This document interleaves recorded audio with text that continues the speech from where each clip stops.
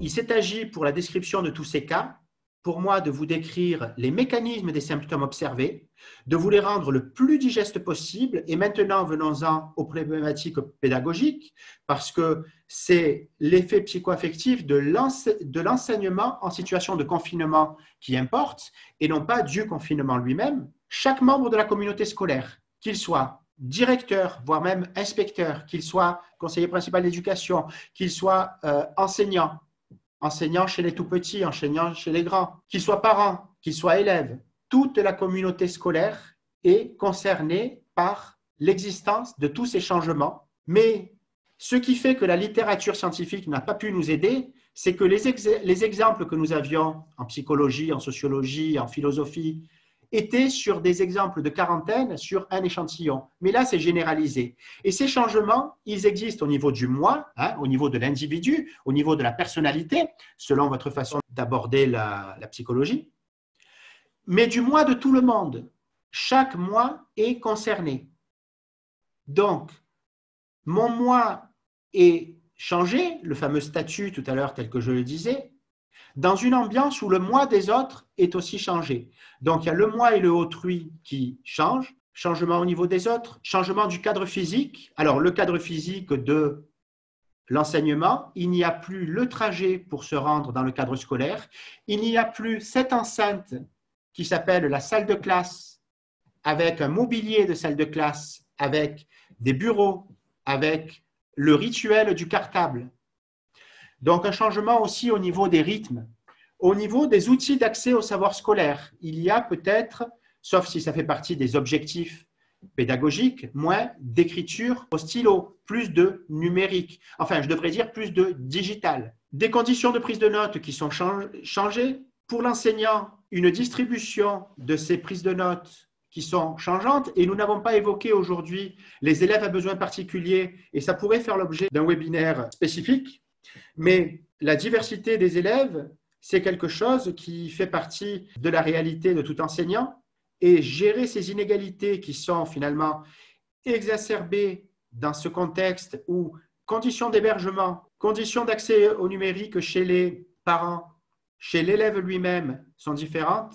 Voilà cette addition de travail, comme je le disais pour simplifier tout à l'heure. Bon, les modalités des évaluations, les critères de notation, forcément nécessitent des adaptations que les autorités éducatives n'ont pas pu fixer inévitablement de façon uniforme. Tout ça dans une ambiance où l'actualité est anxiogène, où elle peut l'être et où elle peut ne pas l'être. Alors, moi, j'ai proposé une approche pragmatique que je vous demande pardon si vous l'avez ressenti alarmiste ou catastrophiste, mais le concept de résilience, ces concepts-là très, très optimistes, ils existent. La notion d'enfant pissenlit également, faisant référence au fait que le pissenlit est un végétal qui, plus il est exposé à des situations rudes, mieux il va se développer. Eh bien, c'est une expérience qu'en tant que papa, en tant que médecin, en tant que orthophoniste, psychologue, enseignant, on évite de tenter. Les exigences d'adaptation, elles sont pour certains vectrices de motivation dans le sens de excitement en anglais, de défi. Certains le vivent bien, mais quand on est dans une phase où le vieillissement professionnel, tel que le premier cas, celui de M. Albert, s'exprime de cette façon, les exigences d'adaptation, elles atteignent sévèrement, de façon même fatidique, l'estime de soi, la motivation, le sens de la mission. C'est un risque connu en médecine du travail, mais même les services de médecine au travail ne sont pas encore à la page. Ils le sont en télétravail, ils le sont en gestion des professionnels à l'étranger, ils le sont en gestion des professionnels de l'éducation, mais ils ne sont pas en situation de quarantaine. Les apports de l'enseignement à distance, notamment ceux du CNED, nécessitent d'habitude une formation qui ne se fait pas dans l'urgence en situation de crise. Et c'est également le cas pour les parents, pour la partie télétravail. Eux-mêmes sont confrontés à ces nouveautés. Et la réorganisation familiale, elle impacte l'enfant, elle impacte l'enseignant, elle impacte le parent, que ce soit au niveau du couple, au niveau de la relation parent-enfant, au niveau de la relation enfant-institution, au niveau de la relation parent-institution, à tous les niveaux, qui sont pronostics dans la réussite scolaire, dans l'épanouissement enfantin, dans l'épanouissement en tant qu'élève, mais aussi en tant que professionnel de l'éducation, du soin et en tant que parent. Voilà, j'espère avoir été suffisamment concis, suffisamment clair et avoir utilisé le moins de termes du jargon médical possible. Merci beaucoup, Franck. Je voudrais juste faire un petit lien, une petite transition entre ce que tu nous as exposé, ton point de vue médical et l'expérience du médecin qui est la tienne. Et puis nous, la plupart d'entre nous ici, on est des enseignants. En fait, je ne sais pas si vous partagerez ma réflexion, mais je crois que là, dans cette crise sanitaire à laquelle on est confronté, j'ai envie de dire que le bien-être devient un devoir moral. Par rapport à ce que tu disais sur le complexe du pissenlit, hein, si on souffre, on va devenir plus fort. On connaît bien ça dans le sport, mais ce n'est pas toujours vrai. Des fois, on se blesse. Et pourquoi je veux dire que le bien-être devient un devoir moral? Simplement parce que tu l'as rappelé peut-être un peu rapidement, alors je veux le redire, c'est que la médecine sait aujourd'hui, a démontré, en tout cas la médecine expérimentale, que du bien-être psychologique, le bien-être psychologique a des implications sur notre système immunitaire.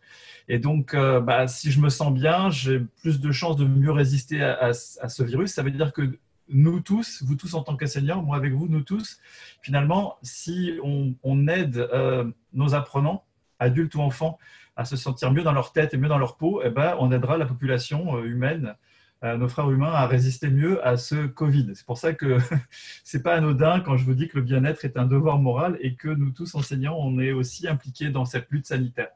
Voilà.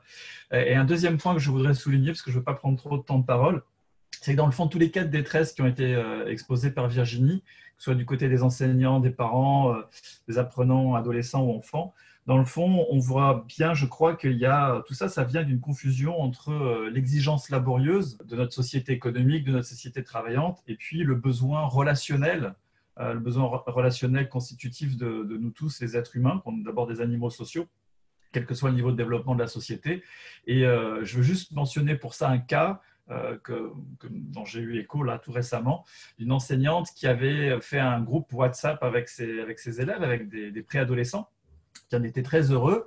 Et cette enseignante qui s'est fait retoquer par son institution, moi je peux parler, je ne suis pas dans l'éducation nationale, alors je suis libre de mes propos, on lui a dit vous n'avez pas à faire ça, d'abord parce que ce système-là n'est pas approuvé par votre hiérarchie, et puis on mettra à votre disposition des moyens techniques adaptés, mais pour l'instant vous devez vous en tenir à la communication avec des moyens validés par le ministère, à savoir les emails. Cette enseignante, elle a envoyé un message d'excuse aux parents et aux enfants pour leur dire qu'elle n'avait plus le droit de le faire. Et là, il y a eu une réaction unanime des parents des élèves avec lesquels elle travaillait et d'un certain nombre d'enfants eux-mêmes qui ont dit on est vraiment très triste, c'est dommage. Et en gros, je vais vous simplifier, elle a dit nous, on s'en fout de vos directives du ministère, on aime bien ce groupe, on vous remercie de l'avoir fait et s'il vous plaît, continuez. Voilà. C'est pourquoi je vous dis que face à des… Alors moi, je ne suis pas du tout quelqu'un qui prône la résistance civique, hein. Je suis un bon républicain et partisan de la paix sociale et de l'harmonie sociale, mais toutefois, c'est vrai qu'on est aujourd'hui confronté à des situations morales où faire des choix entre un mal et un mal ou entre un bien et un bien, c'est ça le vrai choix moral. Et là, en l'occurrence, c'en est un.